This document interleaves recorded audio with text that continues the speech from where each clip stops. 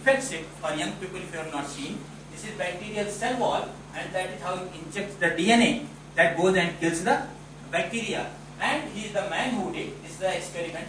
Nonetheless, this is what the hypothesis was there. The number of FAS is equal to number of the T7 genome, and this can be done by the T7 DNA polymerase.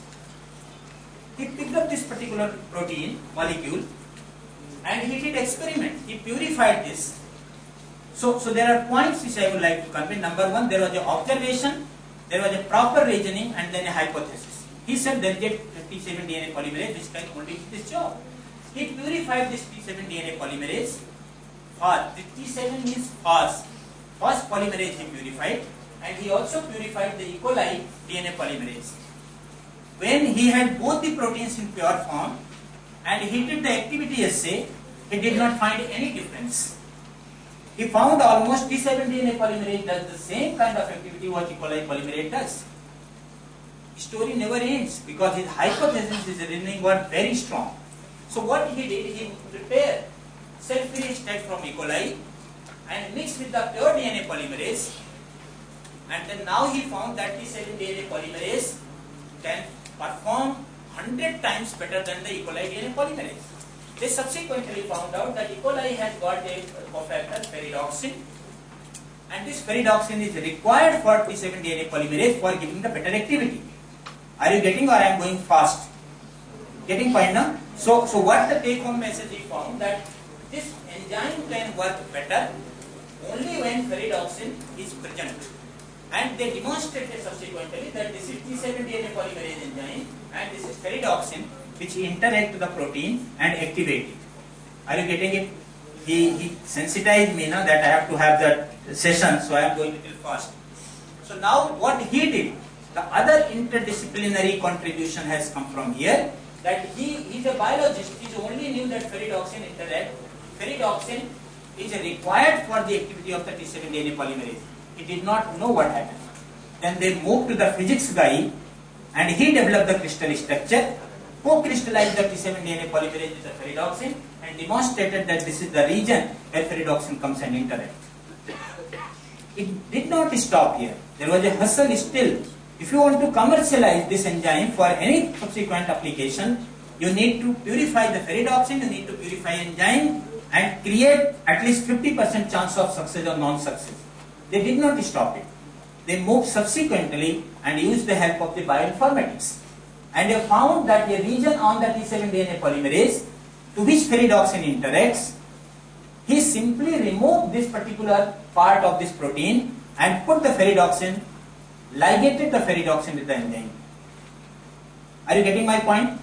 So by having observation, the critical observation, we do lot of experiment every day.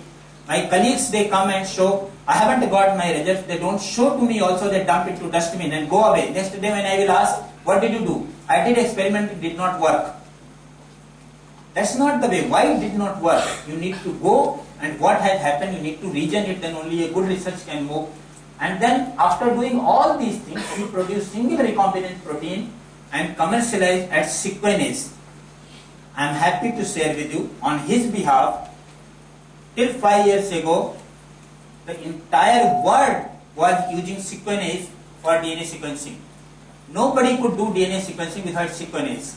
And Richardson in overnight became the billionaire. This technology was bought by USB, that is one of the United States biochemicals, and then they become system. So I'm not talking about only money, marketing or kind of thing, but rather I'm talking about that how much you need to put and you enjoyed it. I met Richardson when I was in my first postdoc in 96-97. He came and he gave talk to me. And he said, he kept on telling me in the last slide, this thing is to be done, this thing is to be done, this thing is to be done on that T7 DNA polymerase. So I said, you have been working for last 30 years, still you feel lot of things can be done. He's a retired man, around 70 years. He said, yeah, if I get another birth on this earth, I'll be working on T7 DNA polymerase only. So that kind of enjoyment which you have in the research, normally you get it. This I am leaving it, the open question. I have the answer and you will raise it, but I am not going to try. What all these things show? This is downloaded from the web page. These all are leaves which you are encountering every day. We don't have still answer, please. Anything which I am posing here, we don't have any answer. What is the function of the leaf? Leaf does photosynthesis. All have got the chlorophyll. Why there is a different structure of the leaf? Why you have from this kind of onion go to this kind of thing and then different type of structure? What does this contribute? Every leaf will have to do the photosynthesis. Then there can be a same kind of structure, but that does not exist. The question remains, and if one can address this question, that what makes this plant or this plant highly efficient in the growth? What makes this plant highly efficient or this highly efficient in the growth? But it does not require a leaf volume of almost the full of plate. It needs such a tiny leaf, but it can do entire job. If one can address this question, you are tremendously contributing in our growth productivity, crop productivity. You can become the next Norman Borlaug, who made the height short and revolutionized the wheat production in this country. So these are the questions and then excitement which you have in the research. MPS. Now I come to the rock phosphate, which I was referring a few minutes ago. Mineral phosphate solubilization. A simple example. I am only here trying to tell you that what way one can contribute and what are the problems exist in your periphery. You don't have to go anywhere. Rock phosphate, insoluble phosphate, gypsum and plaster of Paris. Don't bother spelling if you have done mistake. Hurry. Now all these things are insoluble form of the phosphate. They are present in the environment at several places. The rock phosphate are the metal phosphate which make the rocky land. They don't allow, as long as rock is there, you can't grow anything. But then rock phosphates and these things can be solubilized.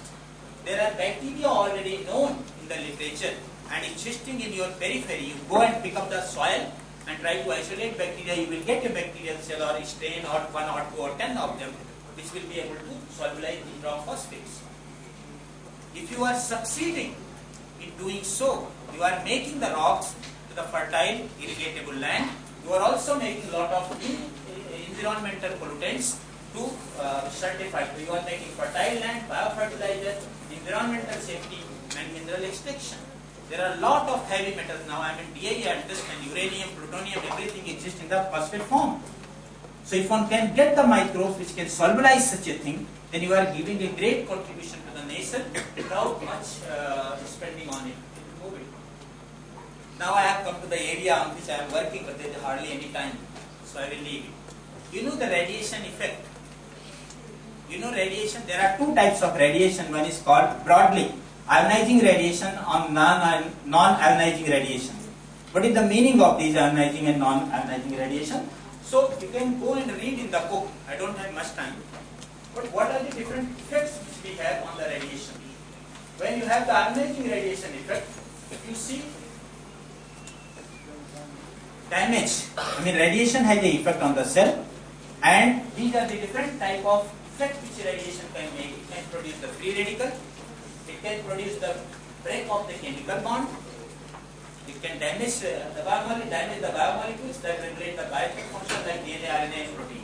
So what basically you are getting that when there is a radiation exposure, you are killing the cells, making the changes on these biomolecules which are integral to the vital function and survival of the cells. Now my lab basically, that's what I was entering, but I am sure you all have enjoyed it, and then if you have any question I can address it.